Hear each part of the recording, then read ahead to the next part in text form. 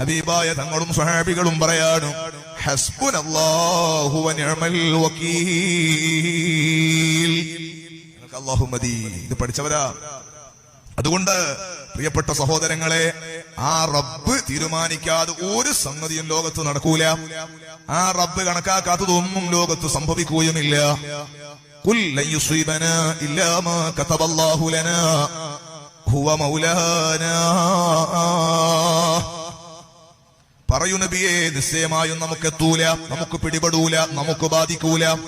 ഇല്ലാ മാ കതബല്ലാഹു ലനാ, അള്ള കണക്കാക്കിയതല്ലാതെ, അള്ള വിധിച്ചതല്ലാത്തത് വരൂല. ഹുവ മൗലാനാ, അവനാണ് സംരക്ഷകൻ, അവനാണ് സഹായിക്കേണ്ടവൻ. വേറൊന്നും ഇവിടെ ഒന്നും സംഭവിക്കൂല എന്ന് പറയൂ നബിയേ. ഇങ്ങനെ പഠിച്ച് വിശ്വസിച്ചവരാണ് നാം.